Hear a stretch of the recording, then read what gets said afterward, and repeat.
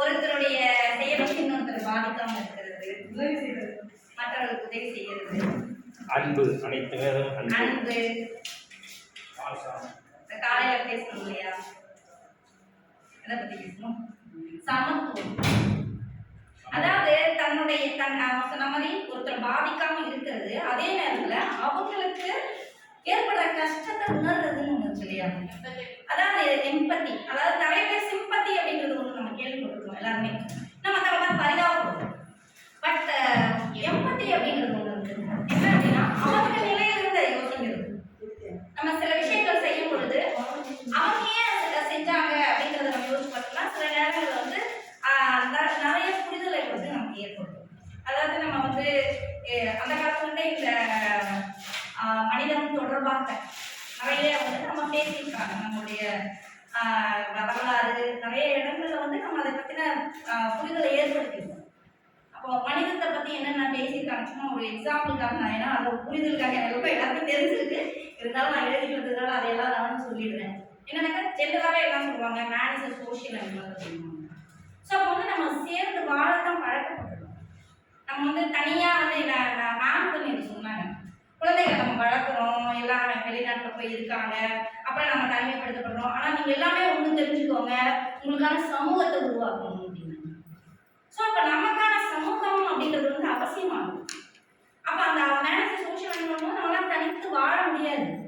தனிமை வந்து பிடிச்சிருக்கு அப்படின்னு நம்ம பேசுறவங்க கூட தனித்து வாழ முடியாது. அப்போ பல விஷயங்களை நம்ம வந்து ஆதி காலத்துல இருந்து அதை வந்து வலியுறுத்தி நிறைய விஷயங்களை நம்ம வந்து கேள்விப்பட்டிருப்போம், இது பண்ணியிருப்போம். பணம், பொருள், இதை தாண்டி மதம், இதை தாண்டி நம்ம எல்லாத்தையும் கடந்து நம்மளால இணைந்து இருக்க முடியுதுன்னா எது நம்ம இணைய வைக்குது? மனிதநேயம். நம்ம வந்து என்ன விஷயங்கள் இருந்தாலும் அதை தாண்டி ஒரு விஷயம் நம்ம இணைச்சி இருக்கு அப்படின்னாக்கா அது ரொம்ப மனிதநேயம். ஸோ வந்து நம்ம அந்த காலத்துல இருந்து எது எது பார்த்துருக்கோம் அப்படின்னாக்கா கதைகள்ல கேட்டிருக்கோம். இது வந்து கதையா நாங்கள் ஏன்னா ஒரு இவ்வளோ போர் அடிக்கக்கூடாதுக்காக அந்த கதைகள்லாம் பேசுவோம். மணிநீதி சோழன் பற்றி கேள்விப்பட்டோம். அதாவது அந்த என்ன சொல்றது, ஒரு அனிமலுக்கு ஏற்பட்ட துன்பத்தை கூட ஒரு அந்த கதை எல்லாருமே தெரியும்னு நினைக்கிறேன். பசுமாடு தன்னுடைய கன்றை வந்து இழந்து மன்னன் கிட்ட போய் கம்ப்ளைண்ட் பண்ணும்போது அவர் வந்து தன்னுடைய மகன் தான் குற்றவாளி அப்படின்னு தெரியும் போது அவரையே வந்து பழி கொடுக்க சொன்னார் அப்படின்னா, அதாவது அந்த அளவுக்கு ஒரு பரிவு வேணும். அதாவது மற்ற அனிமல்ஸ்ல, அதாவது மிருகங்கள் மேல கூட அந்த பரிவு நமக்கு இருக்கணும் அப்படின்னு மனிதர்கள் மேல இருக்கணும்னு யோசிக்க வைக்கிறதுக்காக அந்த காலத்தில் சொல்லப்பட்ட கதைகள் தான் அதெல்லாம். அப்போ வந்து அந்த மாதிரி நிறைய நம்ம கேள்விப்பட்டிருக்கோம். கடையல் வள்ளல்கள் பற்றி பேசும்பொழுது அவங்க முல்லைக்கு தேடினான் பாரி அப்படின்ற கதைகளும், அதாவது ஒரு கொடி பறந்து இருக்கிறதுக்கு இது இல்லைன்றதுக்காக தேர விட்டுட்டு வந்தாங்க. அவை வந்து நெல்லிக்கனி கொடுத்தாங்க, தனக்கு காமாற்றதை விட மன்னன் உயிரோட இருக்கிறது வந்து இன்னும் அவசியமானது அப்படின்றத நினைச்சு கொடுத்தாங்க அப்படின்னு சொன்னாங்க. ஸோ இந்த மாதிரியான பல விஷயங்களை பேசும்பொழுது நமக்கு முன்னாடி இன்னொரு கொஞ்சம் முன்னாடி யோசிச்சோம்னாக்கா யாரெல்லாம் வந்து இந்த மாதிரி செய்திருக்காங்க அப்படின்னு நமக்கு யார் நினைவுக்கு வராங்க, யாரெல்லாம் வந்து அந்த மாதிரி உங்களுக்கு வந்து, அதாவது இது வந்து வரலாற்று செய்தி. அதுக்கப்புறம் நமக்கு தெரிந்து யாரெல்லாம் வந்து இந்த மாதிரி மனித நேயத்தை காப்பாற்றிருக்காங்கன்னு நினைக்கும் நினைவு பெறுவதுதான்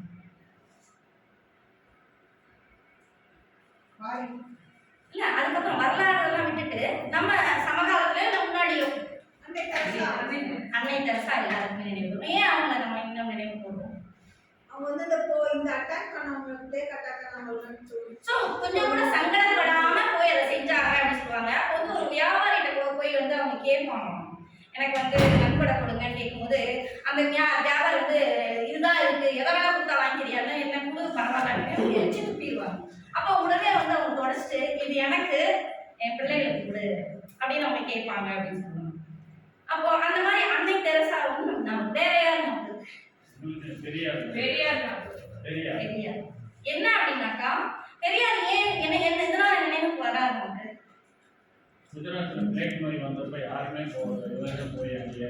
இல்ல, அந்த உணர்வுகளை தாண்டி ஒரு பெண் வந்து எப்படி கஷ்டப்படுறாங்க, அதாவது அந்த நிலையில வச்சு எம்பத்தி நிலையில அதுவும் ஒரு பாயிண்ட் தான். பட் எம்பத்தி நிலையில வச்சு அது எல்லாத்தையுமே யோசிச்சது.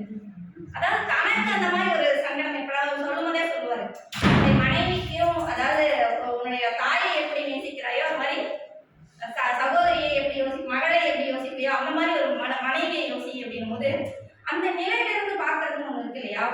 இடைநிலையிலிருந்து இப்போ வந்து சமூக கூடம் பத்தி நம்ம மத்தியானம் பேசிட்டு இருந்தோம், நிறைய பேர் உட்காந்து சமூக சமையல் கூடம் பத்தி பேசிட்டு இருந்தோம். அப்ப அந்த தாட் எதனால வந்தது? அந்த மாதிரி தாட் வந்து நிறைய வரல இல்லையா? அவருக்கு ஏன் வந்து ஒரு பெண்ணுடைய கஷ்டம் புரியுறதுனால, அந்த எம்பத்தி அப்படின்ற அந்த ஒரு நிலையை வந்து புரியறதுனாலதான் அவருக்கு வந்து அந்த அந்த மாதிரி.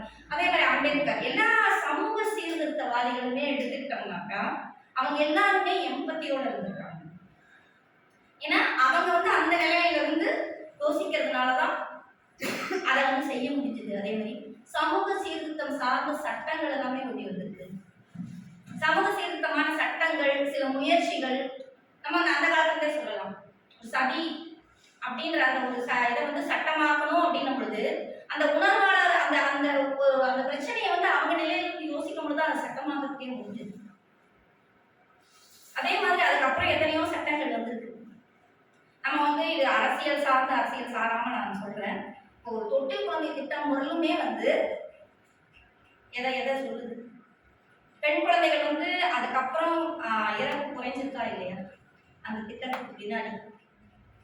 அதே மாதிரி கலைஞர் வந்து ஒரு தடவை சொல்லியிருப்பாருன்னு சொல்லுவாங்க. அதாவது இந்த டிவி கொடுக்கறதுக்கு அது நிறைய பேர் கமெண்ட் பண்ணுவாங்க. இலவச டிவி அப்படின்றத பத்தி நிறைய பேர் கமெண்ட் பண்ணுவாங்க. மிக்சி, இலவச மிக்சி, இதெல்லாம் வந்து நிறைய பேர் கமெண்ட் பண்ணுவாங்க. ஆனா ஒரு பெண்ணுடைய கஷ்டங்கள் அட்லீஸ்ட் அவங்க வந்து என்ன கண்டிப்பா வந்து இப்ப வீட்டுல வந்து 2 பேருமே வேலைக்கு போற மாதிரி ஆயிடுச்சு. அப்படி இருக்கும்போது ஒரு பெண்ணுக்கு அந்த அட்லீஸ்ட் அந்த வேலையை செய்து முடிச்சுட்டு போற மாதிரியான, விரைவா செய்து முடிச்சுட்டு போற மாதிரியான உபகரணங்கள் தேவைப்படுது. அது வந்து அரசியல் சார்ந்து நம்ம யோசிச்சாலுமே அது அந்த இடத்துல தேவையா இருக்குது. இன்னைக்கு வந்து நிறைய ஸ்டாலின் அவர்களுமே வந்துட்டு அந்த கொடுத்த ஐயா கொடுத்திருக்க அந்த பெண்களுக்கான இலவச மகளிர் உதவி தொகை, இலவச பஸ், பேருந்து, இது எல்லாமே வந்து எதை சார்ந்து இருக்குது அப்படின்னு பாத்தீங்கன்னா, எதனால உருவானது அப்படின்னு பாத்தீங்கன்னா அந்த எம்பத்தி அப்படிங்கிற அந்த ஒரு விஷயம் நம்ம வந்து கவனிக்க வேண்டியது ஒரு விஷயமா இருக்கு. எம்பத்தி அப்படின்றது வந்து இருக்கிறதுனாலதான் அதை பற்றின யோசனை வருது அடுத்தது. ஸோ அப்ப நாம வந்து அந்த எம்பத்தியை வந்து வளர்த்துக்கணும் அப்படின்றது ஒண்ணு இருக்கு இல்லையா? பொதுவா இன்னைக்கு பேச்சு வழக்குல பேசும்போது அந்த காலம் மாதிரிலாம் பசங்க கிடையாதுங்க, அவங்க வந்து இப்பெல்லாம் பெருசா வந்து எல்லாருமே தாழ்ந்து சுயநலமா இருக்கிற மனிதர்கள் அதிகமாயிட்டே வராங்கன்ற பேச்சு இப்போ வந்து அடிக்கடி நிலவுது இல்லைங்களா? நிறைய பேருக்கு நம்ம பேசும்போது கவனிப்பீங்க, ஐயோ இந்த காலத்து பசங்க எல்லாம், இந்த காலத்து குடும்பங்களே அப்படிதான் இருக்கு. நாங்க 4 பேருங்க, குடும்பத்துல ஹஸ்பண்ட் ஒய்ஃப் 2 குழந்தைங்க இருப்பாங்க. அதான் இன்னைக்கு தனி குடும்பங்கள் தெரியிடுச்சு. அதை தாண்டி வந்து குடும்பம்ன்றதே என்னன்னாக்கா ஹஸ்பண்ட் ஒரு இடத்துல, ஒய்ஃப் ஒரு இடத்துல, குழந்தை ஒரு இடத்துல இருக்கிறதே குடும்பம்ன்ற மாதிரி ஆயிடுச்சு. அப்படி இருக்கும்போது செல்ஃபிஷ்னஸ், ஸோ தன்னை பற்றி மட்டும் யோசிக்கிறது தான் அதிகமாகிட்டே வர்றாங்க அப்படின்னு இந்த மாதிரியான ஒரு எம்பத்தி நிலை வந்து குறைஞ்சிட்டு வருதா அப்படின்னு பார்க்கும்போது ஆய்வுகள் என்ன சொல்றாங்க அப்படின்னாக்கா, நம்ம ஒரு சின்ன ஒரு பைஸ்டாண்டர்ஸ்ன்னு சொல்லுவாங்க, பைஸ்டாண்டர் எஃபெக்ட்னு சொல்லுவாங்க. அதாவது என்னன்னா ஒரு நிகழ்வை வந்து பார்த்துட்டு போறாங்க இல்லையா? ஒரு ஆக்சிடென்ட்டோ இல்லை ஏதோ ஒன்று நடக்குது, ஒரு பிரச்சனை நடக்குது, அந்த மாதிரிலாம் நடக்கும் பொழுது பார்த்துட்டு போயிடுவோம், நம்ம பாஸ் ஆன் பண்ணிடுவோம். ஒரு ஆக்சிடென்ட் நடக்கும்போது நமக்கு எதுக்கு வம்பு அப்படின்னு கிளம்பி போயிடுவோம் இல்லையா? ஸோ அந்த மாதிரி கிளம்பி போற மனிதர்களை விட அந்த பிரச்சனையில வந்து 90% அவங்க காப்பாற்றப்படுவது இந்த மாதிரி பார்த்துட்டு போறவங்களால தான். இது வந்து ஒரு சர்வே சொல்லுது. ஸோ 90% அவங்க காப்பாற்றப்படுறது இந்த மாதிரி பார்த்துட்டு போறவங்களால தான் அப்படின்னு சொல்லி. ஸோ அப்படி இருக்கும்போது அப்பா பெருசா வந்து நம்ம மாறிடுச்சு உலகம் மாறிடுச்சு அப்படின்னு நம்ம பேசினாலும் அந்த எம்பத்தி உணர்வு வந்து இருந்துட்டு தான் இருக்கு அப்படின்றத நம்ம வந்து கவனிக்க வேண்டியதா ஒன்று யோசிக்கணும். ஸோ அப்படி இருக்கும் பொழுது இப்ப லேட்டஸ்டா வந்து நம்ம இவரெல்லாம் பார்க்கும்பொழுது இப்ப லேட்டஸ்டா நீங்க பார்த்துருப்பீங்க, பூரணமாமான்னு சொல்லிட்டு ஒரு லேடி வந்து தன்னுடைய நிலத்தை வந்து அப்படியே பள்ளிக்காக வழங்கியிருக்காங்க அப்படின்னு சொல்லி நிறைய அரசு பள்ளிக்காக கொடுத்துருக்காங்கன்னு அந்த மாதிரி இன்னும் நிறைய பேர் வந்து இப்ப நேற்று 2-3 நாள் முன்னாடி செய்திகள் கூட அந்த மாதிரி ஒரு தச்சர், சாதாரண மனிதர் தான் தச்சர், அவர் வந்து அவர் என்ன செய்ய முடியுமோ அந்த பள்ளிக்கு தேவையான அந்த பெஞ்ச் டேபிள் எல்லாம் பண்ணி கொடுத்தாரு. ஸோ வந்து அந்த பள்ளியை குறித்த ஒரு தன்னுடைய குழந்தைகள் படிச்சு முடிச்சுட்டாங்க, என்னுடைய குழந்தை படிச்சு முடிச்சதுக்கு அந்த பள்ளிக்கு நான் என்ன செய்யணும், அப்ப எல்லாரோட அதாவது ஒரு சாதாரண மனிதர்லேருந்து கொஞ்சம் நல்லா யோசிக்கிற மனிதர்கள் வரையிலுமே வந்து அடுத்தவங்களுக்கு ஏதாவது உதவணும், ஏதாவது ஒரு விதத்துல நம்ம ஏதாவது செய்யணும் அப்படின்ற எண்ணங்கள் வந்து வளர்ந்துட்டு இருக்குன்றதை நம்ம பார்க்கணும். ஸோ இப்போ நாம வந்து அந்த மாதிரியான ஒரு எம்பத்தி உணர்வுகளை வந்து நம்ம ஜென்ரலாகவே நம்மகிட்ட இருக்கு அப்படின்னு இருந்தாலுமே இதை ஏன் வளர்த்துக்கணும், இதை வந்து இதோட சைக்கலாஜிக்கல், ஏன்னா நான் மனநலம் சார்ந்து வந்து இதோட பேஸா சைக்கலாஜிக்கல் ரீசன்ஸ் என்னென்ன தேவை, ஏன் வந்து அதை நம்ம வளர்த்திக்கணும், அது இருக்கிறது நல்லது. இப்போ நம்ம குழந்தைகளுக்கே நம்ம கற்றுக் கொடுக்க வேண்டியிருக்கு. குழந்தைகளுக்கு வந்து நம்ம ரோல் மாடலாக இருக்க வேண்டியிருக்கு. நம்ம ஒரு ஆக்சுவலி மாடலிங் அப்படின்றது தான் கல்வியில முக்கியமான கற்றலை உருவாக்குதுன்னு சொல்லுவாங்க. நம்ம என்ன செய்யறோமோ அதை குழந்தைகள் வந்து கற்றுக்கலாம். அது வந்து முக்கியமான ஒரு விஷயம். நம்ம பெற்றோர்கள் வந்து இந்த உதவிகளை பண்ணிட்டு இருந்தோம் அப்படின்னாக்கா சமூகத்தை நோக்கி எப்படி பார்க்கிறோமோ அதை குழந்தைகள் கற்றுக்குவாங்க. நீங்க சொல்லித்தரணும்னு கூட அவசியம் இல்லை. நாம என்ன செய்யணுமோ போல செய்தல் தான் அதிகம். ஸோ போல செய்தல் நம்ம இன்னைக்கு நம்ம குழந்தைகள் வந்து செய்யலை அப்படின்னு யோசிச்சாலும் பின்னாடி அந்த உணர்வு வந்து அந்த உள்ளுக்குள்ள பதிஞ்சிடும். அப்போ அந்த மாடலிங் ரொம்ப இம்பார்ட்டன்ட் அப்படிங்கும் பொழுது நம்ம வந்து அது ஏன் வந்து அதிகப்படுத்தணும், அந்த எம்பத்தி உணர்வுகளை அதிகப்படுத்தணும், அது நமக்கு எப்படி உதவிகரமா இருக்கு, மனநலன் சார்ந்து அது எப்படி நமக்கு உதவிகரமா இருக்கு அப்படின்னாக்கா மாஸ்லோ அப்படின்றது வந்து ஒரு சைக்காலஜிஸ்ட், அவரோட ஆய்வுகளின் படி மனிதன் வந்து நிறைவுகளை ஒவ்வொரு ஸ்டேஜா நிறைவை வந்து தேடி போறதுதான் மனிதனுடைய இயல்பு. அப்படி பார்த்தா அவனுக்கு வந்து உணவு, உடை, உறைகள், வீடு, பணம், அதை தாண்டி அடுத்தது கடைசியா செல்ஃப் ஆக்சுவலைசேஷன் ஒரு நிலை வராங்க. அந்த செல்ஃப் ஆக்சுவலைசேஷன் நிலை என்ன அப்படின்னாக்கா தான் வந்து மனிதனா வாழ்ந்துட்டேன் அப்படின்ற ஒரு உணர்வு இருக்கு இல்லையா, அந்த உணர்வு யாருக்கு வருதுன்னாக்கா சொசைட்டிக்கு பல விஷயங்களை செய்தவங்களுக்கு அந்த உணர்வு வருது. மற்றவங்களுக்கு அந்த உணர்வு வர்றதில்லை. ஏதோ ஒரு மனசளவுல அவங்களுக்கு ஏதோ ஒரு நிறைவாத மனநிலை ஏற்படுது அப்படின்னு எரிக் எரிக்சன் ஒரு சைக்காலஜிஸ்ட் அவர் சொல்றாரு. அவர் வந்து ஸ்டேஜஸ் ஆஃப் பீப்புள் அப்படின்றது வந்து சொல்றாரு. அதாவது நம்மளுடைய வாழ்க்கையில ஒவ்வொரு ஸ்டேஜ் இருக்கு.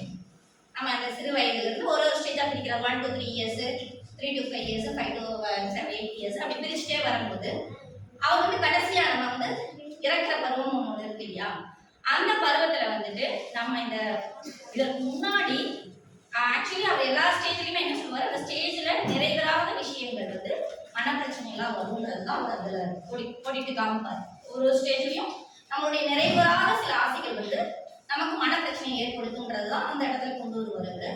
அதுல அவர் சொல்லியிருக்கிற இறப்பின் போது அவர் சொல்லியிருக்கிற விஷயம் கண்டிப்பா வந்து அவருடைய இறப்பு வந்து ஏதோ ஒரு விஷயத்த செய்யல அப்படின்ற அந்த ஒரு ஏக்கத்தோடவே தான் இருக்கும் அப்படின்னா.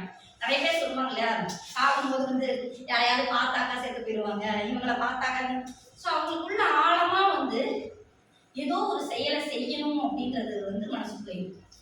அந்த செயலை வந்து செய்யாம விட்டுருப்பாங்க, யாருக்காவது ஒரு உதவியோ ஏதோ ஒரு விஷயம் அந்த அன்னைக்கு நான் செய்யலை, அதை செய்யாம விட்டுட்டேன், அது செஞ்சிருந்தா எனக்கு இன்னும் ஒரு திருப்தியான சாகணும். ஆனா அது வந்து நம்மகிட்ட சொல்ல மாட்டாங்க. ஏன்னா அவங்களுக்கு அது வந்து ஒரு குற்ற உணர்ச்சி ஏற்படுத்திட்டு அதை நம்மகிட்ட சொல்லலை. ஆனா அது வந்து அவங்களுக்கு வந்து அந்த கடைசி காலத்துல ரொம்ப துன்பத்தை தருது அப்படின்னு சொல்லுவாங்க. அந்த அதே மாதிரி வந்து சூசன் பிங்கர் அப்படின்ற ஒரு சைக்காலஜிஸ்ட் சொல்லியிருக்க ஒரு வரிகளை நானே படிச்சிடுறேன். Face to face contact releases cocktail of neurotransmitters. Actually வந்து நியூரோ டிரான்ஸ்மிட்டர்ஸ் அப்படின்றது வந்து நம்மளுடைய மூளையில சுரக்கிற சில நரம்பணி கட்டிகள் சொல்லுவோம் தமிழ்ல. அதுதான் வந்து நம்மளுடைய வாழ்க்கையில வெவ்வேறு தருணங்களில் வெவ்வேறு விஷயங்களை நமக்கு கொடுக்குது. இப்போ பார்த்தீங்கன்னா நம்ம வந்து ஒரு ஹாப்பியாக இருக்கோம்னு வச்சுக்கோங்க, ஹாப்பி மூடை கொடுக்கறது வந்து செரோட்டோனின் சொல்லுவாங்க. அதே வந்து நம்ம மோட்டிவேட் ஆகணும் அப்படின்னாக்கா டோபமைன் சொல்லுவாங்க. அதே மாதிரி நம்ம வந்து ஒரு பெயின் கில்லர் அளவுக்கு பயன்படுற ஒரு ஹார்மோன் வந்து என்டார்ஃபின் சொல்லுவாங்க. அது வந்து பெயின் கில்லர் அளவுக்கு அதோட எஃபெக்ட் இருக்கு. ஸோ அடுத்தது வந்து பார்த்தீங்கன்னா ஆக்சிடோசின் ஒரு ஹார்மோன். அது வந்து கிவ்ஸ் ஒரு ட்ரஸ்ட், நம்பிக்கையை கொடுக்குற hormone. I am with you அப்படின்றத கொடுக்குற ஒரு ஹார்மோன். அந்த ஆக்சிடோசின் சொல்றது பார்த்தீங்கன்னாக்கா அது வந்து அம்மாவுக்கும் குழந்தைக்கும் இருக்கிற பாண்டை ஏற்படுத்தும். ஆக்சுவலி குழந்தை பிறப்பின் போது பெண்களுக்கு சுரக்கிற ஒரு ஹார்மோன் ஆக்சிடோசின். ஸோ இந்த ஆக்சிடோசின் வேற எப்போ நமக்கு கிடைக்குது அப்படின்னு பார்த்தீங்கன்னா நம்ம ஒரு தொடுதலின் மூலமாகவோ, ஒரு கை கொடுக்கறது, ஒரு தட்டி கொடுக்கறது, ஒரு கட்டி பிடிக்கிறது, ஒரு சின்ன முத்தம் கொடுக்கறது, இதன் மூலமாக கிடைக்கிறது. ஒரு நாளைக்கு நம்ம ஒரு 8 ஹக்ஸ் கொடுத்தோம்னா உங்களுக்கு தேவைப்படுற ஆக்சிடாசின் கிடைக்குது அப்படின்றாங்க. அதை கொடுக்கறதுக்கான நம்ம அதை பழகிறோமா? நம்ம வந்து பெண், அதாவது ஆண்களாக கொஞ்சம் கை கொடுத்துக்கிறாங்க, பெண்கள் கை கொடுக்க கூட யோசிக்கிறாங்க, தொடர்றதுக்கு யோசிக்கணும், தொட்டு பேச யோசிக்கணும், ஒரு தோல்ல தட்டி கொடுக்குறோமா? நம்ம ஆண்கள் அதை செய்யறாங்க, அது கொஞ்சமாக செய்யறாங்க, பெண்களுக்கு அது கூட கிடையாது. மனதளவில் வந்து நிறைய வந்து பாதிக்கப்படுறது வந்து பெண்கள் தான் அப்படின்னு நிறைய ஸ்டடீஸ் நிறைய சொல்றது பெண்கள் தான் நிறைய பாதிக்கப்படுறாங்க. ஏன்னா அவங்களுடைய ஹார்மோனல் சேஞ்சஸ் அந்த மாதிரி இருக்கு, பிளஸ் ரியாலிட்டி பிரச்சனைகளும் அந்த மாதிரி இருக்கு. ஸோ அதனால நிறைய பெண்கள் தான் ஸ்ட்ரெஸ் இந்த மாதிரியான விஷயங்கள்ல பாதிக்கப்படுது. அப்போ இந்த மாதிரி ஹார்மோன்ஸ் எல்லாம் சுரக்குது அப்படின்னு அவர் சொல்றாங்க. வெறும் face to face contact itself releases cocktail of neurotransmitter. இந்த இத்தனை நியூரோ டிரான்ஸ்மிட்டர்ஸ் உங்களுக்கு ஒன்னா சுரக்குதுங்க. ஸோ நம்ம ஃபேஸ் டு ஃபேஸ் பார்த்து பேசுவது மட்டுமே இவ்வளவு விளைவுகளை ஏற்படுத்துதுன்னா நம்ம மற்றதெல்லாம் யோசிச்சு பாருங்க. ஸோ இப்போ நம்ம வந்து இன்னைக்கு நம்ம என்ன பண்றோம், நேருக்கு நேரம் பார்த்து எத்தனை பேர் சிரிச்சுக்கிட்டோம். இப்போ நம்ம இங்கே பார்க்குறோம், இப்போ இங்கே எல்லாமே தெரிஞ்சவங்க தான். நம்ம எத்தனை பேர் நம்மளை பார்த்து நம்ம இன்னொருத்தரை பார்த்து சிரிச்சுக்கிறோம். ஒரு ஸ்மைல் பண்றதுல என்ன வருது? ஸ்மைலிங் வந்து இட் ஸ்ப்ரெட்ஸ் ஹாப்பினஸ். நீங்க ஒரு ஸ்மைல் கொடுக்குறீங்க, அந்த டே எல்லாருக்குமே பரவுது. ஆனா நம்ம கொடுக்கறதுக்கு ஏன் தயங்குது? அதே மாதிரி ஒரு அப்ரிசியேஷன், ஒரு பாராட்டு, நமக்கு எல்லாருமே பாராட்டு பிடிக்குதா? பிடிக்காது, பிடிக்கும். அழகா சாரி கட்டிருக்கீங்க, சூப்பரா இருக்கும் ப்ளவுஸ் அப்படின்னு வந்து உடனே நமக்குள்ள ஒரு மனசுக்குள்ள ஒரு பட்டம் இவ்வளவுதான் நிஜமாவே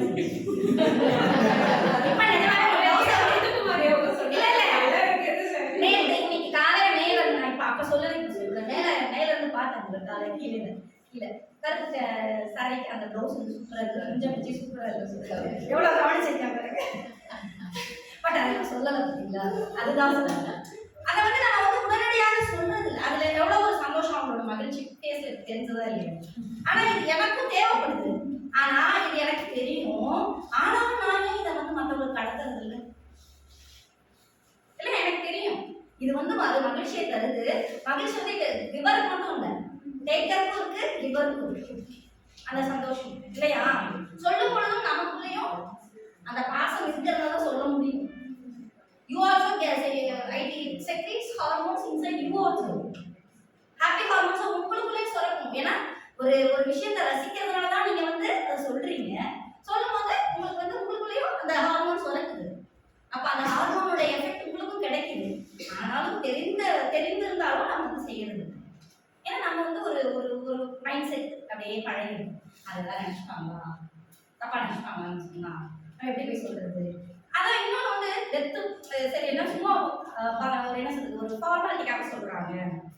இல்லை வந்து அவங்க என்ன இன்னொன்று என்ன நமக்குள்ள தோணுது அப்படின்னாக்கா, அவங்க ஏதோ ஐஸ் வைக்கிறோமா அந்த மாதிரி நினைச்சுப்பாங்களா? ஸோ இப்படி பல விஷயங்கள் நமக்குள்ள ஒரு வார்த்தை சொல்றதுக்கு எவ்வளோ யோசிக்கணும். இந்த பல யோசனைகள் நமக்குள்ள தோணுது. சூப்பரா பேசுறீங்க அப்படின்னு சொல்லி ஒரு கையை கொடுக்குறோமா? நம்ம உண்மையாவே நமக்குள்ள மனசுல தோணி இருக்கும், சூப்பரா பேசுனாங்களா அவங்க அப்படின்னு. ஆனா ஏன் சொல்ல அவ்வளோ தயக்கப்படுறோம்? ஒரு செகண்ட் அவங்க சொல்லி பாருங்க, அடுத்த தடவை இன்னும் சூப்பரா அவங்க பண்ணுவாங்க, அவங்களுக்குலாம் இன்னும் கொஞ்சம் மோட்டிவேட் ஆவாங்க. ஸோ மோட்டிவேஷன் ஹார்மோன் அவங்களுக்குள்ளே சொல்லணும், நமக்குள்ளே சொல்லணும். ஸோ இப்போ நம்ம வந்து இந்த ஆக்சுவலி டோபமைன் அப்படிங்கிறது வந்து மோட்டிவேட்டிங் ஆகும். அதாவது ஒரு செயலை வந்து நம்ம செய்யறதுக்கு ஒரு மோட்டிவேஷன் கிடைக்கிறது டோபமைன் தான். ஜெனரலாக பார்த்தீங்கன்னா டோபமைன் வந்து நமக்கு வந்து ஒரு உத்வேகத்தை கொடுக்கும். இப்போ ஒரு செயலில் நீங்கள் வெற்றி அடைஞ்சிட்டீங்கன்னா that releases dopamine. அந்த ரிலீஸ் ஆனோம்னா that gives a motivation to do another thing. So இது வந்து ஜெனரலாக வந்து நமக்கு வந்து எப்படி கிடைக்கும் அப்படின்னாக்கா, நம்ம இதுக்காக ஒரு ஹார்ட் ஒர்க் பண்ணணும். ஒரு வெற்றி கிடைக்கணும்னா we have to work hard. அப்பதான் அந்த வெற்றி கிடைக்கும். அந்த வெற்றி கிடைக்கிறது நம்ம உழைச்சி அந்த இடத்துக்கு போக வேண்டியிருக்கு. அப்பதான் அந்த டோபமைன் கிடைக்கும். பட் ஈஸியாக ஒருத்தரை ஹக் பண்ணுறதுனாலே ஒரு கை கொடுத்ததுனாலே கிடைக்குது இல்லையா? அப்போ அதை நம்ம ட்ரை பண்ணுறதுன்றதுக்காக சொல்லுங்க. ஸோ அதே மாதிரி பார்த்தீங்கன்னா இதில் இன்னொரு ஒரு சின்ன இன்ஃபர்மேஷன் மட்டும் சொல்லிடுறேன். ஈஸியான டோபமைன் எதில் கிடைக்குது? ஈஸியான டோபமைன் பிடிச்ச சாப்பாடு. இப்போ வந்து ஈஸியான டோபமைன் வந்து ஃபோன் ரீல்ஸ் பார்க்கறதுல. ஸோ ஆக்சுவலி டோபமைன் அப்பயும் கிடைக்குது. ஆக்சுவலி ஆல் த நெகட்டிவ் இது நம்ம வந்து இப்போ வந்து டோபமைன் வந்து எப்படி வந்து நம்ம பிடிச்சமான ஆக்டிவிட்டியில் கிடைக்குதோ அது மாதிரி இந்த மாதிரி நெகட்டிவ் இது வந்து என்னன்னாக்கா இந்த மாதிரி ரீல்ஸ் பார்க்குறது, டிவி பார்க்குறது, அப்புறம் வந்து அதை என்ன சொல்றது தண்ணி அடிக்கிறது, தம் அடிக்கிறது, இதில் எல்லாத்துலேயுமே கிடைக்குது. ஸோ தட் லீட்ஸ் டு என்னன்னா அகைன் அண்ட் அகைன் நமக்கு வந்து டோபமைன் வேணும் வேணும் வேணும்னு கேட்கறதுனால அகைன் அண்ட் அகைன் அந்த இதுக்குள்ள வைக்கிறோம், விழுந்துறோம். அதனால தான் அடிக்ஷன் உருவாகும். That is addiction. But good type of அடிக்ஷனை நம்ம வளர்த்திக்கலாம் இல்லையா? நம்ம வந்து ஒன்ஸ் வந்து நம்ம இந்த பேட் டைப் ஆஃப் அடிக்ஷனுக்குள்ள போயிட்டோம்னாக்கா நம்மளுக்குள்ள வந்து நேச்சுரலா சுரக்கிற டோபமைன் வந்து குறைஞ்சிடும். This is the science. So அப்போ என்னன்னா again and again goes for bad addiction தான் போகும். ஸோ அப்போ நம்ம குட் டைப் ஆஃப் அடிக்ஷனை வந்து வளர்த்திட்டே போகணும். ஸோ இது வந்து இதுலேயும் கிடைக்குது. ப்ளஸ் எக்ஸசைசஸ், நம்ம இந்த மாதிரி அடிக்கடி கிடைக்கிற வெற்றிகள், இதெல்லாம் வந்து ஒரு பாராட்டு, இதெல்லாமே இன்க்ரீசஸ் டோபமைன். நம்ம குழந்தைகளுக்கு நிறைய பாராட்டணும். நம்ம வந்து திட்டிட்டு இருக்கிறத விட படிப்படின்னு சொல்றதை விட நம்ம ஒரு பாராட்டு வந்து that gives motivation to them and improves their அவங்க உட்கார்ந்து படிக்கிறதுலையோ எதில் உங்களுக்கு வேணும்னு நினைக்கிறீங்களோ அதில் அந்த டோபமைனை நீங்கள் இன்க்ரீஸ் பண்ணலாம். ஒரு ஹக் பண்ணி கொஞ்சி அவங்களை உட்கார்ந்து படிக்க வைக்கலாம். நம்ம அடித்து படிக்க வைக்கிறத விட கொஞ்சி படிக்க வைக்கிறது அப்படின்றத வந்து இந்த இடத்துல நம்ம யோசிக்கலாம் அப்படின்றதுக்காக சொல்கிறேன். ஸோ இது வந்து இது எல்லாமே வந்து இந்த நியூரோ டிரான்ஸ்மிட்டர்ஸ் வந்து அதிகமாகும். இந்த நியூரோ டிரான்ஸ்மிட்டர்ஸ்ல வந்து ஆக்சிடாசின் அதிகமாகும் பொழுது ஜென்ரலாக வந்து நம்மளுடைய ஸ்ட்ரெஸ் ஹார்மோன் சொல்லப்படுற கார்டிசாலுடைய அளவு குறைகிறது. ஏன்னா எல்லா நியூரோ டிரான்ஸ்மிட்டரும் ஒரே இடத்துல இருந்து தான் சுரக்குது. ஆரிஜின் வந்து எல்லாமே இந்த ஏரியாவில் தான் இல்லையா? அப்போ ஒன்று அதிகமாக சுரக்கும் பொழுது இன்னொன்று ஆட்டோமேட்டிக்காக குறைவாயிடும். அப்போ ஆக்சிடாசின் ஹார்மோன் ஜாஸ்தி ஆகும் பொழுது ஆட்டோமேட்டிக்காக it reduces the production of cortisol. Cortisol வந்து ஸ்ட்ரெஸ் ஹார்மோன். நீங்க ஸ்ட்ரெஸ் அப்போ சுரக்கிற ஹார்மோன் cortisol. ஸோ அதோடைய அளவு குறைகிறதுன்னு சொல்றாங்க. அப்போ ஆட்டோமேட்டிக்கா you will be stress free. Just நீங்க வந்து ஒரு ஹெல்ப் பண்ணுங்க, போய் 4 பேருக்கு உதவி செய்யுங்க, you will get free, stress free ஆயிடுவீங்க. ஒரு ஹோம்ல போயிட்டு நான் உங்களோட முன்னாடி உட்கார சொல்லலாம் நினைச்சேன்.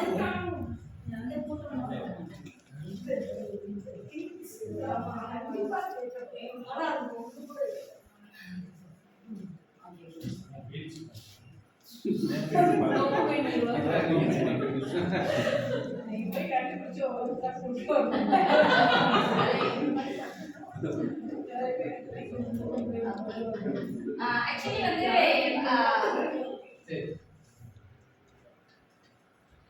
சோஷியலா பழகிறது மூலமா இது நம்ம நடக்குதுன்னு சொன்னாலே அது வந்து அல்சைமர் டிசீஸ் இருக்கு இல்லைங்களா? அல்சைமர் டிசீஸ் பேஷண்ட்ஸுக்கு வந்து இந்த மாதிரி நீங்க வந்து சோஷியலா உட்காந்து பழகும் போது அதோடைய வீரியம் குறையும்.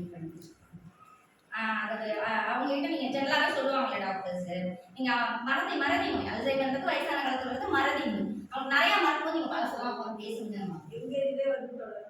என்னங்க எங்கேஜ்லேயே வருது. காரணம் என்ன? Stress, overloading, over thinking. நம்ம மனசுல வந்து 10 விஷயம் போடுற, ஒரு விஷயம் 2 விஷயம் 3 விஷயம் போட்டீங்கன்னா பரவாயில்ல. நீங்க 10 விஷயத்தை போட்டு 10 விஷயத்தையும் யோசிக்கிறீங்க இல்லையா? அப்போ ஆட்டோமேட்டிக்கா முக்கியமான விஷயங்கள் மறந்து போறதுக்கான வாய்ப்பு அதிகமா இல்லையா? நம்ம 10 விஷயத்த வந்து ஸ்ட்ரெஸ்லாம் வச்சுட்டே இருக்கோம். அப்ப நீங்க வந்து எது எது தேவையில்லையோ தேவையான மட்டும் யோசிங்க. ப்ரியாரிட்டி முக்கியம். நம்ம தேவையில்லாத விஷயத்தையும் மனசுல போட்டு குழந்தைட்டே இருக்கும். தேவையில்லாத விஷயம் அப்பப்போ அடிச்சு சொல்லுங்க. we have to channelize it. எது ப்ரியாரிட்டி கொடுக்க வேண்டிய விஷயம், எது ப்ரியாரிட்டி கொடுக்க வேண்டிய விஷயம். ஆக்சுவலி ஜென்ரலாக நாங்கள் வந்து வெளியே இந்த மாதிரி இதில் சொல்லும் பொழுது பிரச்சனைகள் எல்லாருமே இருக்குதான். பிரச்சனைக்கு சொல்யூஷன்ஸ் எப்படி இருக்கும்? 2 சொல்யூஷன் தான். ஒன்று சொல்யூஷன் இருக்கும், இல்லைன்னா இல்லை. இல்லாத சொல்யூஷன்ஸ்க்கு எதுக்கு நீங்கள் யோசிச்சுட்டு போயிருக்கீங்க? இருக்கிற சொல்யூஷன்ஸ்க்கு you have to go towards it. நீங்கள் அதை நோக்கி போகிறத பற்றி ஏன் கவலைப்படுறீங்க? கவலைப்படுறதுனால ஏதாவது நடக்க போதா? ஒன்றும் இல்லை. You have to work out. அதுக்கு என்ன பண்ண போகிறோம்னு தான் ஒர்க் அவுட் பண்ணணும். அதை விட்டு அதை யோசிச்சுக்கிறதுனால என்ன யூஸ்? அதே மாதிரி இதுவும் இல்லை, இருக்க ஒரு பிரச்சனை அது சொல்யூஷனே கிடையாதுன்னு நமக்கு தெரியும். அதை யோசிக்கிறதுனால என்ன பண்ணுங்க? உங்களுடைய ஸ்ட்ரெஸ் அண்ட் ஸ்ட்ரெஸ் ஹார்மோன் அதிகமாக தேவையில்லாமல் மனசில் போட்டுட்டு குழப்பிடும். ஸோ இதுதான் நடக்கும். ஸோ அதனால் அந்த ஒரு வயசுக்கு மேலே அதை அல்சைமர் வர நோயாளிகளுக்கு கூட இது வந்து சரி செய்யுது அப்படிங்கும் பொழுது நம்ம அந்த எம்பதியை வளர்த்திக்கிறது அப்படிங்கிறது நல்லது அப்படிங்கிறாங்க. அதே மாதிரி வயசான காலத்துல அந்த ஓல்டேஜ் பீப்புள் இருக்காங்க இல்லையா, ஓல்டேஜ் பீப்புள் வந்து யங்ஸ்டர், இப்போ அவங்க சொன்னாங்களே யங்ஸ்டர்லேயே மறதிங்கிறதுன்னு, யங்ஸ்டர்ஸ்லேயே வந்து இந்த டெசிஷன் மேக்கிங் வந்து பயங்கர டிஸ்டர்ப் ஆகுது. ஒரு 30s 40sலேயே பார்த்தீங்கன்னா நிறைய டெசிஷன் மேக்கிங் வந்து எடுக்க தெரியாதவங்க இருக்காங்க, எடுக்க தவறான முடிவுகள் எடுக்கிறவங்களும் இருக்காங்க, திணறவங்களும் இருக்காங்க, எடுக்கிறதுக்கு திணறவங்களும் இருக்காங்க. ஆனா 80s அதாவது இந்த முதியோர்கள் இருக்கிறவங்க கூட அந்த இளையவர்களை விட நிறைய டெசிஷன் மேக்கிங்லையும் பிளானிங்கான திங்கிங்லையும் நல்லா இருக்கிறதுக்கு காரணம் வந்து அவர்கள் இளமை பருவத்திலிருந்தே நல்ல நட்புகளை வளர்த்திருக்காங்க. நல்ல நட்புகள் இருக்கிறவங்களுக்கு, நிறைய நட்புகள் இருக்கிறவங்களுக்கு அந்த டெசிஷன் மேக்கிங் அண்ட் திங்கிங் வந்து நல்லா இருக்குன்றது ரிசர்ச் சொல்லுது. ஸோ நம்ம வந்து நான் தனியாக இருக்க போகிறேன், எனக்கு இப்போ எல்லா பொருளும் இருக்குது, எல்லா பணமும் இருக்குது, நான் எதை கேட்டாலும் வாங்குவேன், காசு தெரிஞ்சால் எல்லாம் கிடைச்சிரும் அப்படிங்கிறதுலாம் கிடையாது. நல்ல மனிதர்களை சேமிச்சிருக்கோமா, நல்ல மனிதர்கள் நம்ம கூட இருக்காங்களா, இவ்வளோ பேரை நான் சம்பாதிச்சு வச்சிருக்கேன் அப்படின்றது வந்து எத்தனை எத்தனை வயதானாலும் சில விஷயங்களை முடிவெடுக்கிறதுக்கோ சில விஷயங்கள்ல நீங்க நல்லா இருக்கிறதுக்குமே ஹெல்ப்ஃபுல்லா இருக்கு. ஈவன் கேன்சர் பேஷண்ட்ஸ் கூட இந்த அந்த ஒரு நம்ம கூட இருந்து புரிதலோட பேசுறது அப்படின்றது அவங்க அதோட வீரியத்தை வந்து குணமாக்குதுன்னு நம்ம சொல்ல முடியாது. பட் அதோட வீரியம் வந்து அவங்களுக்கு வந்து அந்த அளவு உடனடியாக சீக்கிரம், இப்போ நான் லோன்லியா இருக்கேன், எனக்கு ஒரு டிசீஸ் வந்ததுன்னு வச்சுக்கோங்க, அப்போ நான் எதுக்கு இருக்கணும்ன்றத ஃபீல் பண்ணுவேன். பட் அதுவே எனக்கு 4 பேர் கூட இருக்காங்க அப்படின்னு எனக்கு எந்த நோய் வந்தாலும் இவங்களுக்காக நான் இருக்கணும்ன்றது தோணுமா இல்லையா? ஒரு தனி மனிதனாக கண்டிப்பா அது தோணும். ஸோ அந்த மாதிரியான ஒரு விஷயம் வந்து நம்மளாலே அந்த எம்பத்தியால வளருது அப்படின்றது சொல்றாங்க. அதே மாதிரி இதை வந்து ஒரு ரிசர்ச் ஸ்டடியில வந்து சில விஷயங்களை சொல்லும்போது ஒரு ரிசர்ச் ஸ்டடி பண்ணியிருக்காங்க. என்ன அப்படின்னாக்கா, நிறைய குழந்தைகளை, ஒரு காலேஜ் ஸ்டூடெண்ட்ஸ் தான், அவங்கள கூப்பிட்டு பணம் கொடுத்துருக்காங்க. பணம் கொடுத்து உங்களுக்கு எப்படி பிடிக்குதோ அப்படி செலவு பண்ணுங்க அப்படின்னு சொல்லி கொடுத்துட்டாங்க. ஸோ அதில் கொஞ்சம் பேர் தனக்காக நல்லா ஒரு ஹோட்டல் போய் நல்லா சாப்பிட்டு என்ஜாய் பண்ணியிருக்காங்க. சில பேர் வந்து இது மாதிரி வெளியே எங்கேயாவது பிக்னிக் அந்த மாதிரி போயிருக்காங்க. சில பேர் வந்து இந்த மாதிரி ரொம்ப ஹெல்ப் பண்ணுற மாதிரி யாருக்காவது போய் ஹெல்ப் பண்ணியிருக்காங்க. புத்தகம் வாங்க முடியாதவங்களுக்கு புத்தகம் வாங்கி கொடுத்தது, அப்புறம் அவங்களுக்கு வந்து உணவு வாங்கி கொடுக்குறது, அவங்களுக்கு ஒரு ட்ரெஸ் வாங்கி கொடுக்குறது, இந்த மாதிரியான ஹெல்ப் பண்ணியிருக்காங்க. ஸோ இதை வந்து over a period of time அவங்க திருப்பி அகைன் கால் பண்ணி ரிசர்ச் வந்து ரிசர்ச் அப்படி தான் பண்ணுவாங்க. ஸோ அப்படி பண்ணும்போது அது ஒரு 10 to 15 years கழிச்சு அவங்க கேட்கும்போது கூட நீங்கள் அந்த வயசில் வந்து எது உங்களுக்கு அந்த வயசில் உங்களுக்கு செஞ்ச சந்தோஷமான விஷயம் எது உங்களுக்கு வந்து இன்னும் உங்களுக்கு வந்து நினைவில் இருக்குது அப்படிங்கும்போது இந்த சொசைட்டிக்கு ஹெல்ப் பண்ணாங்க இல்லையா. ஸோ அவங்களுடைய அந்த வார்த்தைகள் வந்து என்ன சொல்லியிருக்காங்க அப்படின்னாக்கா, அவங்க எங்களுக்கு வந்து ஏதோ நாங்கள் செஞ்ச மாதிரி, ஏன்னா அந்த வயசுல இருந்து அவங்ககிட்ட காசு இருக்காது ஒருத்தர் ஹெல்ப் பண்ணது. பட் எனக்கு வந்து அந்த காசு கிடைச்சோம்னா அது அவங்களுக்கு கொடுத்தேங்கிறத எனக்கு அவ்வளோ ஒரு மனநிறைவு தருது. அது எத்தனை வருஷம் கழிச்சு கூட அதை வந்து அவங்க நினைவில் வச்சிருந்தாங்க அப்படின்றத அந்த ரிசர்ச் ஸ்டடியில அவங்க வந்து சொல்லியிருக்காங்க. ஸோ அந்த மாதிரி நிறைய சைக்கலாஜிக்கல் இது வந்து நிறைய கண்டுபிடிச்சாங்க. இது வந்து கரோல் ரிஃப் அப்படின்ற சைக்காலஜிஸ்ட் தான் வந்து இந்த மாதிரி நிறைய உதவி செய்தவர்கள் வந்து அவங்களுடைய லைஃப்பை என் பண்ணது வந்து ரொம்ப ஹாப்பியாக என் பண்ணியிருக்காங்க, அவங்களுடைய கடைசி காலம் வந்து ஹாப்பியாக இருந்திருக்கு அப்படின்றத வந்து சொல்லியிருக்காங்க. ஸோ இதெல்லாம் வந்து ஒரு சைக்கலாஜிக்கல் ரீசன்ஸ் வை நம்ம வந்து நாமளும் அதை வளர்த்திக்கணும்ன்றது, நமக்கும் வந்து அது எவ்வளோ ஹெல்ப்ஃபுல்லாக இருக்குது அப்படின்றதுக்கு அந்த சைக்கலாஜிக்கல் ரீசன்ஸ். சரி, நமக்கு வந்து இப்போது எப்படி நான் அதை வளர்த்துக்கிறது? நான் வந்து இதுவரைக்கும் அப்படி கிடையாது, ஏதோ எனக்கு என் மேலே காசு இருந்தால் கொடுப்பேன், ஏதோ இருந்தால் செய்வேன் அப்படின்ற மாதிரி மனநிலை இருக்கிறவங்க எப்படி வளர்த்திக்கிறது? இல்லை என் குழந்தைங்களாம் அந்த மாதிரி ஹேபிட்டே கிடையாது, எப்படி அவங்களுக்கு வளர்த்துறது, எப்படி அவங்களுக்கு கொண்டு வர்றது? ஏன்னா இப்போ வந்து நீங்கள் நம்ம எல்லாருமே பயப்படுறது அடுத்த சமுதாயம் என்ன பண்ணுவோம்? இப்போ வந்து பார்த்தீங்கன்னா நம்ம ஒரு காலத்தில் வந்து போராட்டம் இந்த மாதிரிலாம் நடந்தப்போ வந்த இளைஞர்களை காட்டிலும் இன்னைக்கு ஒரு போராட்டமும் முன்னெடுத்தா வர இளைஞர்கள் எவ்வளோ அதிகமா இருக்காங்களா? யார் சொன்னாங்க?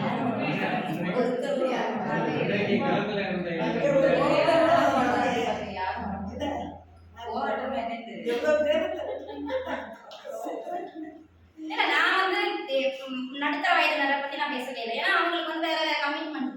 யங்ஸ்டர்ஸ் எத்தனை பேர் வந்தாங்க, அதாவது எந்தவித பொறுப்புகளும் இல்லாத இளைஞர்கள் எத்தனை பேர் சில பிரச்சனைகளுக்காக முன்வராங்க, செய்யறாங்க, செய்யவே இல்லைன்னா சொல்லல, செய்யறாங்கன்றது தான் சொல்றோம். நம்ம அதனால சில விஷயங்களை நம்ம வந்து முன்னெடுக்க வேண்டியிருக்கு, அதாவது சில விஷயங்களை அவங்களுக்கு கட்டுத்தர வேண்டியிருக்கு. அப்ப நான் வந்து திடீர்னு அந்த எம்பத்தின்ற ஒரு குணம் வந்து வருமா? சின்ன வயசுல நான் பழகலை, நீ வருமா? வருமா வராது? என்கிட்ட மாத்திக்க முடியுமா? நாம மாத்திக்க முடியாது. அதுதான் இப்ப கேள்வி. பயிற்சி இருக்குல்ல, சயின்ஸ் என்ன சொல்லுதுன்னா, எந்த வித குணமாக இருந்தாலும், அதாவது ஒரு காலத்துல வந்து ஜெனட்டிக்கலா சில குணம் வந்துருச்சு, அதெல்லாம் மாத்தவே முடியாது, ஜெனட்டிக்கலா சில டிசீஸ் வந்துருச்சு, அதெல்லாம் மாத்தவே முடியாது அப்படின்னு எல்லாம் பேசுறீங்க. உன் தாத்தா மாதிரி கோவப்படுற, மாத்த முடியாது அப்படியே சொல்லி சொல்லி சொல்லி நம்ம அப்படியே அதை இன்னும் கொஞ்சம் தூண்டிதான் விடுவாங்க இல்லையா? அதை மாத்த முடியாதுன்றது வந்து நம்ம மனசுல ஆழமா பதிஞ்சு போயிடும். ஆனா இன்னைக்கு சயின்ஸ் என்ன சொல்லுதுன்னாக்கா, anything can be changed, any genetic டிசீசஸே சேஞ்ச் பண்ண முடியுன்றாங்க, மாற்றக்கூடியது அப்படின்றாங்க. எப்படின்னா அதுக்கான நம்ம ஸ்டெப்ஸ் எடுக்கணும். ஏன் அப்படின்னாக்கா, நம்ம வந்து மூளையில வந்து நியூரான்ஸ் தான் வந்து எனி எவ்ரி ஆக்டிவிட்டிஸ் நியூரான்ஸ் தான் ரீசன்ஸ் இல்லையா? ஸோ அந்த நியூரான்ஸ் வந்து நம்மளுடைய லைஃப் டைம் ஃபுல்லாகவே ப்ரொடக்ஷன் ஆயிருக்கு. அந்த அந்த ப்ரொடக்ஷன் அதை ஒரு காலத்தில் வந்து இவ்வளோ நியூரான்ஸ் இருக்கு, அதை ஒன்றுமே சேஞ்ச் பண்ண முடியாதுன்னு நினச்சிட்டு இருந்தாங்க. பட் இன்னைக்கு அப்படி என்னன்னாக்கா, ஒரு கான்செப்ட் என்ன சொல்லுதுன்னா, நியூரோஜெனிசிஸ் ஒரு கான்செப்ட் என்ன சொல்லுது அப்படின்னாக்கா, புது நியூரான்ஸ் அன்டில் யுவர் டெத் உருவாகிட்டே இருக்கு, புது புது நியூரான்கள் உருவாக்குது. நான் உங்களுக்கு புரியறதுக்காக ஒரு எக்ஸாம்பிள் இப்படித்தான் இருக்குன்னு நீங்க நினைச்சுக்க வேண்டாம். என்னன்னா ஃபார் எக்ஸாம்பிள், இப்போ வந்து எனக்கு வந்து கோவத்துக்கான ஒரு நியூரான் இருக்கு, அப்புறம் காம்னஸ்க்கான நியூரானும் என்கிட்ட இருக்கு. பட் நான் எதை வந்து அதிகமாக பயன்படுத்துறேனோ அந்த நியூரானோட ஆக்டிவிட்டி நல்லா இருக்கும், இன்னொரு நியூரான் அப்படியே டெட் ஆகிடும். That is how it happens. So புது நியூரான் இப்போ நான் வந்து இல்லை, நான் ஒரு புது பழக்கத்தை உருவாக்கிக்கிறேன் அப்படின்னு வந்து நான் உருவாக்கிக்கிட்டேன்னு வச்சுக்கோங்க. அப்போ அந்த நியூரான் தான் என்கிட்ட இருக்கு, பழைய நியூரான் டெட் ஆகுது. அதை நான் பயன்படுத்தவே இல்லை, நான் இனிமேல் நான் கோவப்பட மாட்டேன் அப்படின்னு நினைச்சீங்கன்னா அதை நீங்கள் பயன்படுத்தவே இல்லை, காயப்படுத்தி பிஹேவியரே மாற்ற முடியும். அதுதான் சயின்ஸ் சொல்லுது. ஸோ அப்போ வந்து நம்ம அதை மாற்ற முடியும். ஒரு சும்மா 60 வயது மாநிலம் ஒரு படம், பிரகாஷ் ராஜ் ஒரு வார்த்தை சொல்லுவார், ஒரு வசனம் பேசுவார். என்ன சொல்லுவாருனாக்கா, நமக்குள்ள வந்து ஒரு வெள்ளை நாயும் இருக்கு, சிவப்பு நாயும் இருக்கு. அந்த வெள்ளை நாய் வந்து அன்பு பாசம் இதெல்லாம் இது பண்ணிட்டு இருக்கும், சிவப்பு நாய் வந்து எப்படி சண்டை போடுறது பொறாமப்படுறது இந்த மாதிரி இருக்கும். அப்ப எந்த நாய் நல்லா வளரும்னு கேட்பாரு. ஆமா அவங்க யோசிப்பாங்க. ஆமா அவர் சொல்லுவார், எந்த நாய்க்கு நீங்க தீனி போடுறீங்களோ அந்த நாய் நல்லா வளரும். ஸோ அதே தான் நாமும் இந்த நியூரோஜெனிசிஸ் அதுதான் புதுசா நீங்க வந்து உருவாக்க முடியும். அதே மாதிரி நியூரோ பிளாஸ்டிசிட்டின்னு ஒரு கான்செப்ட் என்னன்னாக்கா, ஏற்கனவே இருக்கிற நியூரானை அப்படியே நீங்க மாற்றவும் முடியும். இது ரெண்டும் புதுவித எங்களுக்கு தெரிஞ்ச ஒரு 15 இயர்ஸ் முன்னாடி தான் அந்த சயின்ஸ் உருவாகிருக்கு. அதுக்கு முன்னாடிலாம் நம்மளுடைய பிஹேவியரை மாற்ற முடியாது அப்படின்ற கான்செப்ட் தான் இருக்குது. பட் சயின்ஸ் டெவலப் ஆகும்பொழுது இந்த மாதிரியான பிஹேவியர்ஸை மாற்ற முடியுன்றாங்க. பட் அது என்னன்னா, we have to work towards it. அதை வந்து நம்மளுடைய வாழ்க்கையில பழக்கப்படுத்தணும். எப்படி நம்ம இப்போ இந்த விஷயங்களை பழக்கப்படுத்தணும்? நீங்களே சொல்லுங்க, உங்களுக்கு என்ன தோணுது? நம்ம எப்படி இந்த விஷயங்களை நம்ம வாழ்க்கையில கொண்டு வரணும்?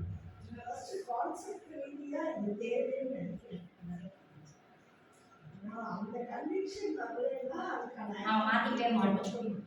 நாங்க அப்படி இருக்கிறது என் பிள்ளைங்க, நீங்க வந்து இருச்ச வாய் அப்படிதான் சொல்றாங்க, நீ மாத்திட்டு நான் எப்படி அவங்கள மாதிரி பார்க்கணும்னா நீ சொல்லித்தாங்க.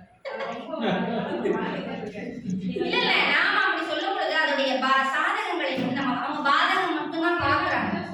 இல்லைங்க, அந்த சமூகம் வந்து அதான் சொல்றல, இப்பதான் சமூகத்துல எல்லாரும் என்ன பண்றாங்க, கொடுத்து கொடுத்து நீ வந்து தோத்து போயிட்ட, உங்ககிட்ட என்ன இருக்கு இன்னைக்கு, அப்போ நாம வந்து எதை நோக்கி நீ போறேன்னு இருக்கோம். அப்ப பணம் மட்டும்தான் புரியுதா இல்லையா? சமூகம் சுத்தி இருக்கிற சமூகம் வந்து அதை சொல்லி தருது இல்லையா? அப்ப நாம வந்து குழந்தைகளுக்கு எது முக்கியத்துவம் வாய்ந்தது அப்படின்றத நாம சொல்ல வேண்டிய கட்டாயத்தில் நாம ஆமா அது சரிதான்றது நம்ம சொன்னோம்னா என்ன ஆகுது, அப்ப அதுதான் சரி. அப்ப அந்த ரோல் மாடல்ஸை நம்ம காமிக்கிறோமா? நீங்க ரோல் மாடல்ஸோ இல்ல ஒரு வாழ்க்கை இதோ யாரை காமிக்கிறோம்? அப்படி பாத்தீங்கன்னா சமூகத்துல வந்து நீங்க எதிர்பார்க்கிறீங்க சம்பாதிக்கிறதுக்கு நல்ல வேலைக்கு போய் சம்பாதிக்கிறது.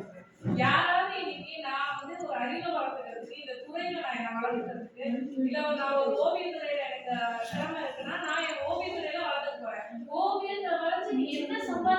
அப்படின்னு இல்ல நினைச்சு அப்ப நாம தானே தப்பு பண்றோம் அந்த இடத்துல. ஆமா அப்படிதானே இருக்கு. அப்படி பாத்தீங்கன்னா ஆங்கில வழிகளில குழந்தைங்க படிக்க வைக்கிறாங்க. தமிழ் தான் குழந்தைங்களுக்கு ஈஸியா இருக்கும். நீங்க சொல்ற அந்த ஸ்ட்ரெஸ்ஸே வராது. சூப்பரா படிச்சு போயிடலாம் தெரிஞ்ச மொழி. ஆனா ஏன் ஆங்கில வழியில படிக்க வைக்கிறாங்க? அதுவுமே கூட சமூக நிர்பந்தம் இல்லையா? சமூக நிர்பந்தம் தானே. இந்த நிர்பந்தத்தை வந்து நம்ம தானே பிள்ளைகள் மேல சுமத்துறோம். இதை சுமத்திக்கிட்டு நீ போய் சர்வீஸ் பண்ணு. இதை மட்டும் நான் எப்படி சொல்ல முடியும்?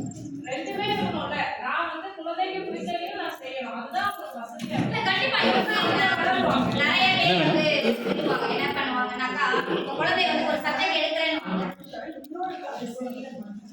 சரி சரிங்களா? டிஸ்கஷன் அப்புறமா வந்து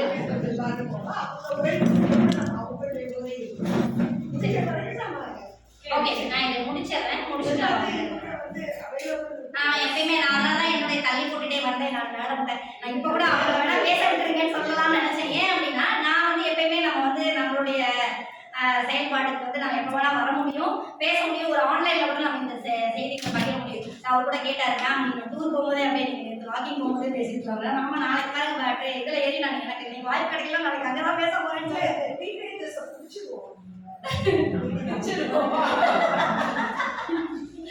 ஸோ அதனால வந்து ஆக்சுவலி வந்து அதுதான் மேம் சொன்ன மாதிரி நமக்குள்ள ஒரு ஃபிக்ஸ்டு மைண்ட் செட் இருக்கு. நமக்குள்ள எல்லாருக்குள்ளயுமே fixed mindset and growth mindset இருக்கு. சில விஷயங்கள்ல நம்ம ஃபிக்ஸ்டாக தான் இருக்கும். இதுதான் மாறாது, செய்ய முடியாது. நம்ம என்ன நினைக்கிறோம்? இப்போ நீங்க பேசுனீங்க இல்லையா, அப்பா அவங்க சொன்னாங்க இல்லையா, குழந்தைங்கலாம் வந்து இந்த மாதிரியான விஷயங்களுக்கு ஆசைப்படுறாங்க, குழந்தைங்கலாம் இது பண்ணாங்க அப்படி. அந்த குழந்தைங்களுக்கு அதை காமிச்சது யாரு இல்லையா? இது ரைட்டு. இப்போ வந்து ஒன்றும் இல்லை, நம்ம வந்து ஒரு திருமணம் நடக்குது. ஒரு திருமணத்துக்கு இவ்வளோ செலவு பண்ணி செய்கிறாங்க இல்லையா, ஒரு பல லட்சங்கள் செலவு பண்ணி செய்கிறாங்க இல்லையா? நம்ம குடும்பங்கள் அப்படி கிடையாது, இருந்தாலும் பொதுவாக நடக்கிறத சொல்கிறேன் நான். அப்போ அவ்வளோ செய்யறது அப்படின்றது வந்து நான் என் குடும்பத்தில் அது முடியாது அப்படின்றத எந்த கஷ்டமும் சொல்லணுமா இல்லையா? அந்த கஷ்டத்தை குழந்தைங்களுக்கு பகிரணுமா இல்லையா? நாம வந்து இப்போ எங்கள் அண்ணன் வந்து ஒரு 4 லட்சம் செலவு பண்ணி சாப்பாடு போட்டோம்னா நான் வந்து 6 லட்சம் செலவு பண்ணி சாப்பாடு போடுவேன்னு சொல்றது யாரு இல்லையா? அந்த கணக்கில் அவரை வந்து நீ 40 பவுன் போட்டியா நான் 80 பவுன் போடுறேன்னு சொல்றது யாரு? ஸோ அதோடைய முக்கியத்துவத்தை நாம தான் அதிகரிக்கணும், நாம தான் சொல்லித்தரணும். இதுவும் முக்கியன்றதை நம்ம காமிக்க ஆரம்பிச்சோம்னு வச்சுக்கோங்களேன், குழந்தைகளுக்கு புரியும். நம்ம எத்தனை பேர் வந்து அதுதான் நான் இப்போ சொன்னேன் இல்லையா, நம்ம இங்கே வந்துட்டு பழகணும் அப்படின்னும் போது எத்தனை பேர் வந்து எல்லாருக்கையும் நம்ம பழகணும். இன்னைக்கு எத்தனை பேர் வந்து புதுசாக 2 பேர் இருக்கிறாங்க அறிமுகமாக. இந்த கூட்டம் ஏற்பாடு செய்வதே வந்து அந்த மாதிரியான ஒரு அறிமுகம். பட் புதுசாக எத்தனை பேர் நம்ம அறிமுகம் ஆகிட்டோம், அவங்கள பற்றி தெரிஞ்சுக்கிட்டோம். ஸோ அது மாதிரி வாய்ப்புகளை நம்ம வளர்த்திக்க குழந்தைகளை வந்து எல்லாரோடையும் பழகிறதுக்கு நம்ம எப்படி அனுமதிச்சோம், பழகிறதுக்கான வாய்ப்புகளை நம்ம எப்படி ஏற்படுத்தி கொடுத்தோம். நிறைய பேர் வந்து வீட்டுக்குள்ளேயே விளையாட விடுறாங்க, வீட்டுக்குள்ளேயே இருங்கன்னு சொல்லிட்டு செல்போன் தான் அவங்களால பார்க்க முடியும், வேற என்ன பண்ண முடியும்? அவங்களுக்கான அதுக்கு பதிலான ஒரு அல்டர்னேட்டிவை கொடுக்காம நாம வந்து இதை செய்ய ஆப்ஷன்ஸ். இதை நீ போய் விளையாடு போ, இது இதோட இன்ட்ரெஸ்டா இருக்கும். எனக்கு பார்த்தேன் குழந்தைங்க வந்து ஸ்விம்மிங் பூல்ல அப்படி ஆடுறாங்க. ஆனா எத்தனை பேர் வீட்டுல இருந்து அனுப்புறோம்? அது ஒரு வேலை ஆசை இல்லையா? ரெஸ்பான்சிபிலிட்டி. நான் இது வந்து நீங்க எங்கேயோ தாண்டி போயிடும். ஒரு ஃபேமிலி வச்சுக்கணும், all these are our responsibility. குடும்பம் குழந்தை வேணும்னு நினைச்சிட்டோம்னா அது நம்மளோட ரெஸ்பான்சிபிலிட்டி. அவங்கள வந்து இப்படியா வளர்த்துவது என்பது நம்ம ரெஸ்பான்சிபிலிட்டி. சமூகத்துக்கு ஒரு நல்ல குடிமகனை வளர்த்து தருவது நம்மளோட ரெஸ்பான்சிபிலிட்டி தானே. ஆனா அந்த ரெஸ்பான்சிபிலிட்டி நாம தவறிட்டு குழந்தைகளை நம்ம அப்டேட் பண்ணணும். குழந்தைய டிவி பார்க்காத இருந்து பார்க்காத வீட்டில் உட்கார வச்சு என்னதான் பண்ணுவாங்க? அவங்களுக்கான ஆப்ஷன்ஸ் என்ன கொடுத்துருக்கோம் இல்லையா? ஸோ அது மாதிரி அவங்களுக்கு பிடிச்சதுல இருந்து பிடிக்காததுக்கு கொண்டு போகணும். இப்போ நம்ம காலையில் கூட பேசிட்டு எத்தனை புத்தக வாசிப்பு இருக்கு அப்படின்னு பேசிட்டோம். புத்தக வாசிப்பு குழந்தைகிட்ட குறைஞ்சிட்டே வருது. அப்ப நம்ம எந்த வயசுல அதை வளர்த்திருக்கணும்? சின்ன வயசுல வளர்த்துன குழந்தைகள் இன்னைக்கு புத்தகம் வாசிக்கிறாங்க. எனக்கு தெரிஞ்ச ஒரு பொண்ணு வந்து நல்ல மார்க் எடுத்தான்னு சொல்லிட்டு அவளை கொண்டு போய் எங்க ஊர்ல பெரிய காலேஜ் பிஎஸ்சி டெக்கு மெரிட்ல கிடைச்சிட்டு சேர்த்துட்டு அந்த பொண்ணு அதை விட்டாம படிச்சு அதுக்கப்புறம் பிஜியும் எம்பிஏ படிச்சிருக்கா. சரி, அதாவது டைவர்ட் ஆகும். அவளுக்கு அதெல்லாம் நிறையவே வரல. ஏன்னா அவள் புக் ரீடிங் அண்ட் அதுக்கு வந்து ரெவ்யூ எழுதுறது தான் அவளுக்கு ஆர்வம் இருந்துருக்கு. அவங்க அப்பா அம்மாட்ட போராடி பார்த்தா அவங்க வேலைக்கு போகணும்னு சொல்லியிருக்காங்க. என்ன பண்ணிருக்காங்க, 2 வருஷம் பேசாம வீட்டிலே உட்காந்துருக்காங்க. இப்போ சமயத்துல ஒரு 4 மாசமா பெங்களூர்ல ஒரு கண்டென்ட் ரைட்டிங், அதாவது இந்த மாதிரி புத்தக ரிவ்யூ நிறுவனத்துல போய் இருக்காங்க. ஸோ அதுக்கு அவ எவ்வளவு தூரம் போராட வேண்டியிருக்கு, அவளுடைய விருப்பத்தை கொண்டு வருவதற்காக சொல்லுங்க. நான் அவங்கள்ட்ட அதே சொன்ன, படித்த பெற்றோர்களா இருக்கீங்க, நீங்களே ஏன் தப்பு செய்வீங்க, அவளுக்கு விருப்பப்பட்ட சொன்னால் விரும்புங்க. அதுல அவ எக்ஸல் ஆகல சம்பாதிக்கல பாருங்க, அவளுக்கு பிடிச்சது வந்து ரொம்ப நல்லாவே பண்ணுவாங்க. அவ வந்து அவங்க கூட போராட முடியாம இன்ஸ்டால வந்து இந்த வீடியோஸ் போட்டுட்டு இருப்பான், அதாவது ரிவ்யூஸ். அதே மாதிரி வாரத்துக்கு ஒரு நாள் வந்து போய் அவங்க போய் எங்க கோயம்புத்தூர்ல எனக்கு வந்து மிகப்பெரிய ஆச்சரியமான விஷயமா அந்த பொண்ணுகிட்ட பேசும்போது தான் தெரிஞ்சது, எங்க ஊர்ல உட்காந்து வாரமான படிக்கிறாங்க, புத்தக வாசிப்பாளர்கள் வந்து ஒரு பாரதி பார்க்ல உட்காந்து படிக்கிறாங்கன்ற விஷயம் அந்த பொண்ணு இருந்தது. ஒரு 60-70 பேர் சேர்ந்து படிச்சுட்டு இருக்காங்க, அவங்க படிச்ச புத்தகத்தை ரெவ்யூ பண்ணிக்கிறாங்க. ஸோ இந்த விஷயங்கள் எல்லாம் நம்ம கொடுக்கறதுக்கு நம்ம தயாரா இருக்கணும்ல. ஒரு பெண் குழந்தை அனுப்புறதுக்கு அவங்க ஃபர்ஸ்ட் யோசிச்சிருக்காங்க, அவங்களாம் போய் எப்படி அனுப்புறது, அந்த மீன் அந்த பொண்ணு போயிருக்கா, போராடி தான் போயிருக்கா. ஸோ இந்த மாதிரி விஷயங்களை நம்ம கொண்டு வர முடியுன்றது தான் சொல்லுவாங்க. நம்ம இன்னோவேட்டிவா யோசிக்கணும், என்ன வழியில கொண்டு வரணும். சார் இதெல்லாம் வந்து நன்றி உணர்வை வந்து நம்ம வளர்த்திக்கணும். நன்றி உணர்வு இருந்தாலே கண்டிப்பா நம்ம வந்து இந்த எம்பத்தி வரும் அப்படின்னு சொல்றாங்க. எப்படி அப்படின்னு பார்த்தீங்கன்னா, கிராட்டிடியூட். நமக்கு இந்த சமூகம் சில விஷயங்களை செய்திருக்கு, நாம் இந்த சமூகத்தை என்ன செஞ்சோம். இதை வந்து நிறைய பேர் வந்து சும்மா நம்ம சொல்லிக்கலாம், நான் தேங்க்யூ டு திஸ் வாயில வந்து தேங்க்யூ சொல்றதுனால நடக்கிறது இல்லை, அதை செய்யலாம். நம்ம என்ன செஞ்சோம், ஒரு என்விரான்மெண்ட்டை பாதுகாக்க நம்ம என்ன செஞ்சோம், இந்த என்விரான்மெண்ட்ல இருக்கிற முதியோர்களுக்காக என்ன செஞ்சோம். இப்போ நம்ம பெரியாரை வந்து சொல்றோம், அம்பேத்கர் சொல்றோம்னா அவருடைய செயல்பாடுகள்ல என்ன நம்ம செஞ்சுட்டு இருக்கோம். ஸோ இதெல்லாமே நன்றி உணர்வு தானே. இதை நம்ம எப்படி கடத்தணும் அடுத்த சமூகத்துக்கு. நான் என்னால முடிஞ்சதை என்ன கடத்துறேன், என்னால முடிஞ்சதை நான் செய்யணும், அவ்வளவுதான். நீங்க வந்து ஒரு அமைப்பா சேர்ந்து செய்யணும்னு அவசியம் இல்லை, ஒரு இடத்துல போய் இருந்து செய்யணும். உங்களால என்ன முடியுதோ சின்ன சின்ன அந்த நன்றிகளை வாயில தெரிவிக்காம செயல்களாக செய்ய பழகுங்க. நன்றி உணர்வு வந்து அவ்வளோ ஒரு மனசுல வந்து நிறைய மாற்றங்களை ஏற்படுத்துகிறாங்க. ஈவன் வந்து ஆக்சுவலி இந்த தொடர்ந்து இந்த நன்றி உணர்வோட இருக்கிறவங்களுக்கு மூளைப்பகுதியில் இருக்கிற ப்ரீகார்டெக்ஸ்ன்னு சொல்லப்படுற மூளைப்பகுதி அதோடைய அந்த வேவ்ஸே வந்து மாறுதுன்றது சயின்ஸ் கண்டுபிடிச்சிருக்காங்க. அந்த தொடர்ந்து அந்த கிராட்டிடியூட்ல இருக்கிறவங்களுக்கு அவங்களுடைய அந்த ப்ரீஃப்ரான்டல் கார்டெக்ஸ் வந்து ரொம்ப ஆக்டிவா ஒர்க் ஆகும். ப்ரீஃப்ரான்டல் கார்டெக்ஸ்ன்றது என்ன அப்படின்னு பார்த்தீங்கன்னா, நம்மளுடைய காக்னிட்டிவ்னா நம்ம வந்து ஒரு யோசிக்கிற தன்மையை கொடுக்கிற ஒரு பிரெயின், சிந்திக்கும் ஆற்றலை கொடுக்கிற ஒரு பிரெயின். அந்த பிரெயின்ல வந்து ஆக்டிவேஷன் இருக்குது, தூண்டப்படுகிறதுன்னு சொல்லுவாங்க. ஸோ அப்போ அந்த கிராட்டிடியூடை நம்ம வளர்த்திக்கலாம். அப்போ வேற என்ன க்ரோத் மைண்ட் செட்டுக்கு நம்ம போகலாம் அப்படிங்கும்போது கொஞ்சம் எமோஷனல் வல்னரபிலிட்டியை நம்ம கொண்டு வரணும். என்ன அப்படின்னாக்க, எங்க வேணா எமோஷனலா இருக்கணும் அப்படின்றத விட்டுட்டு எங்கெங்க இருக்கணும் எங்கெங்க இருக்க வேண்டாம். சமூக கோபங்கள் தேவையில்லை. ஒரு சமூகத்துல நமக்கு ஒரு சங்கடம் நடக்குதா, அதுக்கு நம்ம பேசலாம், வாய தரணும். நம்ம வந்து நம்ம வந்து ஏதோ ஒரு படத்துல சொல்லுவாங்க, போனாயா டாட்டா வந்துருந்தா அப்படின்னு சொல்லுவாங்க. அந்த மாதிரி நம்ம அப்படிதான் அட்வைஸ் பண்ணணும், அவங்களுக்கு வந்துடாத. ஸோ நம்ம குழந்தைகளுக்கு வந்து நம்ம வந்து அந்த மாதிரியான எக்ஸ்போஷர் கொடுக்கறதுக்கு பயப்படுறோம். இப்போ ஏதாவது பெரிய பிரச்சனை வந்துடும். அப்போ சின்ன சின்ன ஒரு எமோஷ்னலாக வந்து சில விஷயங்கள் நம்ம செய்யணும். அதே மாதிரி இப்போ வந்து ஆண் பிள்ளைனா அழக்கூடாது, பெண் பிள்ளைனா இப்படி இருக்கக்கூடாது. இதுவுமே எமோஷனல் வல்னரபிலிட்டியோட ஒரு சார்ந்தது தான். ஏன்னா ஒரு ஆணுக்கு வந்து ஒரு அழுகையே வரக்கூடாதா, அப்போ அந்த அவனுக்கு அழுகை வரக்கூடாதுன்னு போதே நம்ம இல்லாத நீ வீரமாக இருக்கணும், இது பண்ணணும், ஸ்ட்ராங்காக இருக்கணும், அந்த இடத்துல நிற்காத, ஒரு கருணையாக அவனுக்கு இருக்கக்கூடாதுன்றதை இன்டைரக்டா சின்ன வயசுல நம்ம சொல்லிட்டு வர மாதிரி. ஸோ அப்போ நம்ம வந்து செல்ஃப் அனாலிசிஸ் பண்ணிக்கணும். நமக்குள்ள என்னென்ன மாற்றங்கள் பண்ணணும், நம்ம அடுத்தவங்களுக்கு சொல்றதுக்கு முன்னாடி நமக்குள்ள என்னென்ன சேஞ்சஸ் பண்ணணும் அப்படின்றது செல்ஃப் அனாலிசிஸ் பண்ணாலே, நம்ம அடிக்கடி நம்மளை உற்று நோக்கினாலே போதும், நம்ம செஞ்சுட்டு இருக்கிறது சரியா பண்ணலாம், இதை நம்ம எப்படி சேஞ்ச் பண்ணலாம்.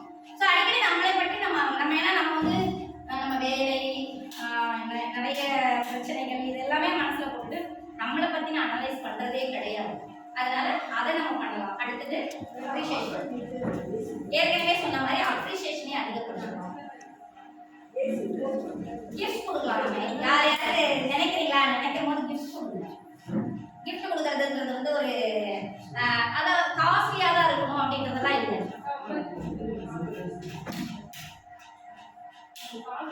இல்ல இல்ல அவ்வளவுதான் ஒரு 2 நிமிஷம். ஸோ அதுக்கப்புறம் வந்து பார்த்தீங்கன்னா டிராவல் கிஃப்ட் நல்ல ஒரு எக்ஸ்போசர் கொடுக்குது. ஏன்னா டிராவல் போகும்போது நிறைய அட்ஜஸ்ட்மெண்ட்ஸ் நம்ம கற்றுக்கணும், நிறைய விஷயங்கள் நம்ம கற்றுக்க வேண்டிய கட்டாயம் இருக்கும். இப்போ வந்து ஒரு உணவு கிடைக்கலையா, இடம் நம்ம வேணா சாப்பிடலாம், அப்போ அவங்களுடைய லைஃப் ஸ்டைல் கற்றுக்கணும். ஸோ இப்போ நம்ம இங்கே பார்த்தோம், அந்த அம்மா வந்து ஒரு குழந்தைய வச்சுட்டு எப்படி அதை செய்கிறாங்க, இது நம்ம குழந்தைகிட்ட நம்ம பேசணும். நம்ம வந்து பார்த்துட்டு சாப்பிட்டு வந்துடுறோம் அவ்வளோதான். ஆனால் எத்தனை பேர் அந்த குழந்தைகிட்ட வந்து அதை காமிச்சு பேசுகிறோம்? நம்ம அதை பேசணும். நம்ம வந்து ஆப்பர்ச்சுனிட்டி இல்லைன்னு நினைக்கிறோம், அதுக்கான ஆப்பர்ச்சுனிட்டிஸ் நமக்கு கிடைக்குது, ஆனால் நம்ம அதை பயன்படுத்துறது. அதான் இனோவேட்டிவாக நம்ம திங்க் பண்ணுறோம், இனோவேட்டிவாக திங்க் பண்ணி அதை வந்து நம்ம பயன்படுத்துகிறோம். ஸோ இதெல்லாம் வந்து நம்ம வந்து ஒரு கம்ஃபர்ட் ஜோன்ல இருந்து வெளியே வந்தால் தான் செய்யணும்.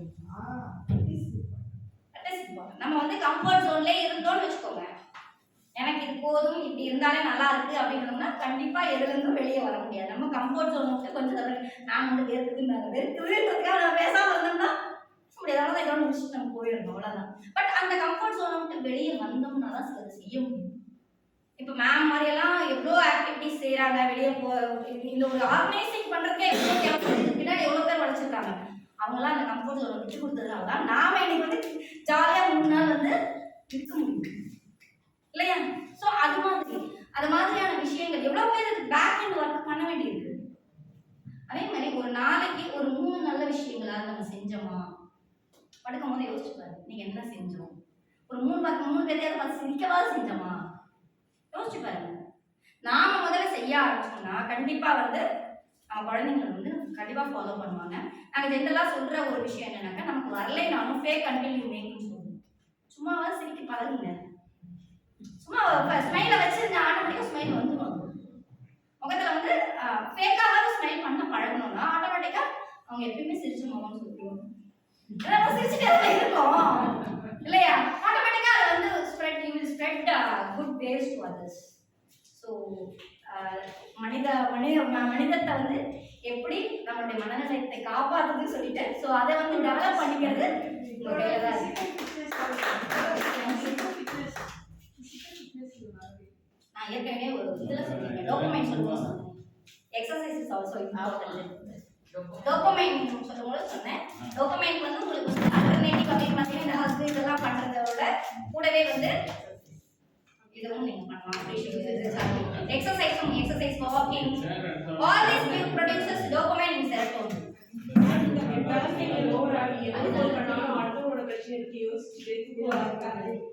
இல்ல அது சொன்னல டெட்லைன் யூ ஹேவ் டு